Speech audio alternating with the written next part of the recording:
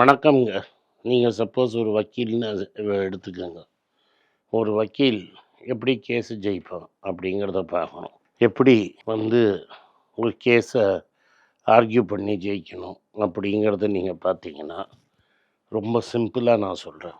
ஒரு கேஸ ஃபுல்லா படிச்சு, உங்க சைட மட்டும் தெரிஞ்சு, உங்க சைட மட்டும் நீங்க வாதாடி, நீங்க ஒரு கேஸ் நிச்சயமா ஜெயிக்க மாட்டீங்க. கேஸ் தோத்துரும். சில கேஸ் ஜெயிக்கும். ஓப்பன் அண்ட் ஷட் கேஸ் ஜெயிக்கும். முக்கால்வாசி கேஸ் தோத்துரும்.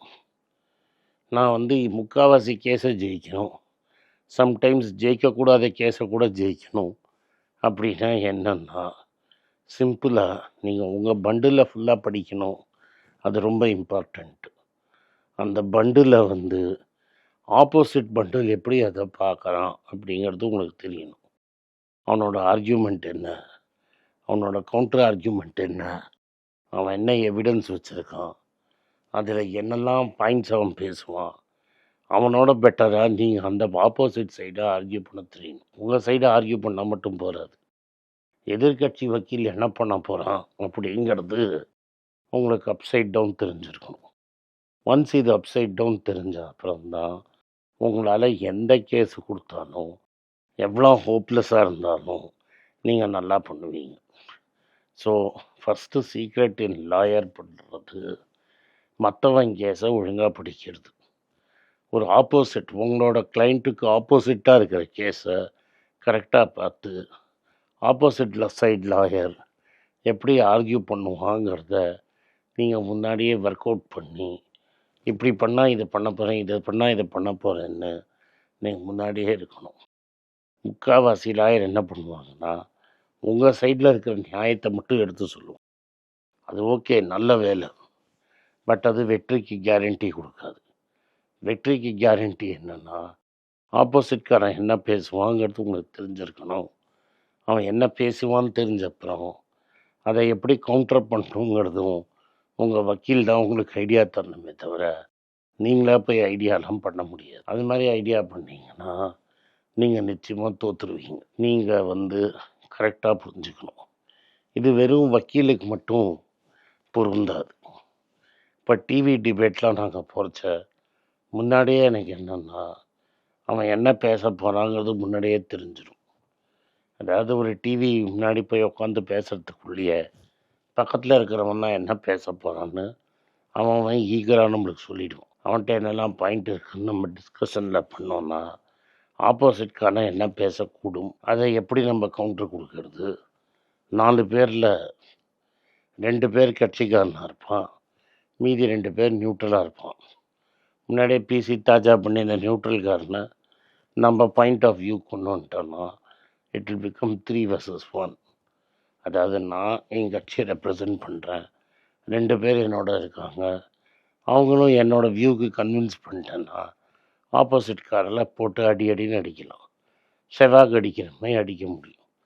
ஒன்ஸ் அதை அடிச்சிட்டோன்னா முதல் ஒரு 10 நிமிஷம் கான்வர்சேஷன்லேயே நம்ம ஸ்ட்ரென்த்தை காமிச்சிட்டோன்னா ஆட்டோமேட்டிக்காக ஆப்போசிட் சைடு நம்ம வரோங்கிறதையே நம்மளை பார்த்து பயந்துடும். இது ஃபுல்லாக ஏன்னா, ஃபஸ்ட்டு நம்ம பார்க்குறது பட்ஜெட்டில் என்ன நல்லா இருக்குது, அவன் ஏன் இந்த பட்ஜெட்டை டிஃபெண்ட் பண்ணுவான், இந்த பட்ஜெட்டை டிஃபெண்ட் பண்ணுறதுனால அவனுக்கு என்ன கிடைக்க போகுது, அவனுக்கு என்ன கொடுத்துருக்கான், என்ன நம்பிக்கையில் அவன் இதை செய்யறான், இதெல்லாம் தெரிஞ்சுட்டு அடிமட்டு வயத்தில் சோத்துலேயே கை வைக்கிற மாதிரி இருக்குங்கிறத நீங்கள் பயங்காட்டிட்டீங்கன்னா அவன் டெஃபினட்டாக ஃபால்டர் ஆகும்.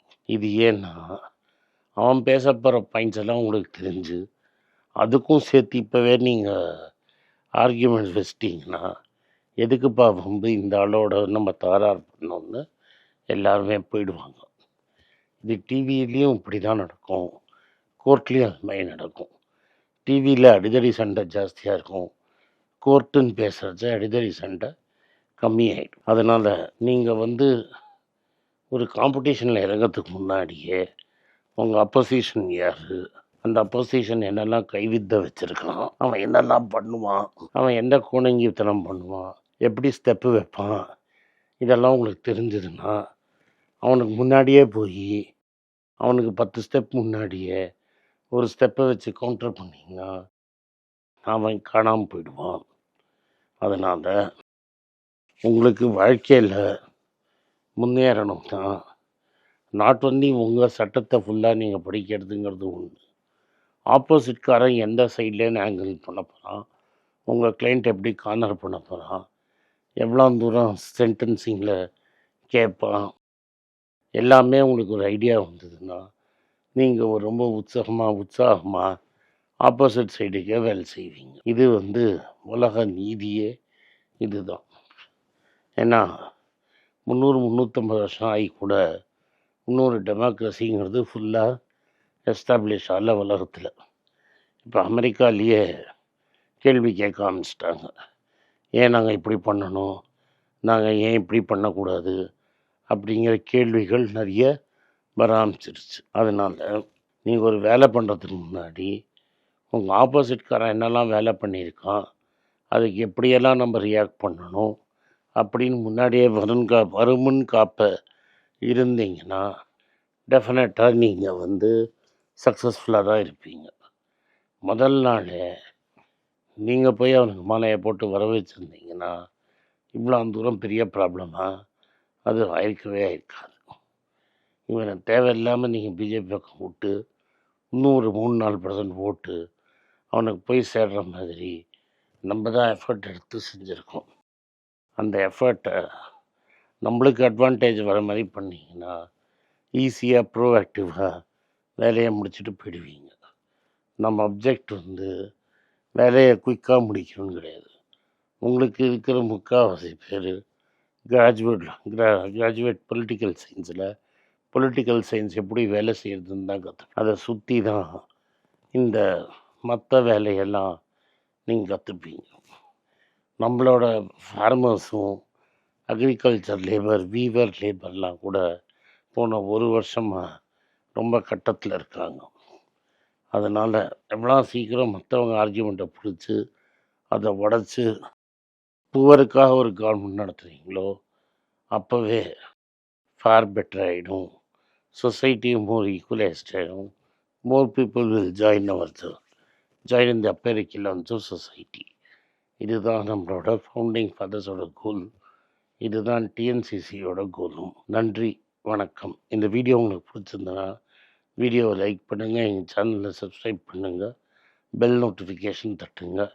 இந்த வீடியோ முடிஞ்சால் உங்கள் சொந்தக்காரங்களுக்கும் ஃப்ரெண்ட்ஸுக்கும் அனுப்புங்க. நன்றி, வணக்கம்.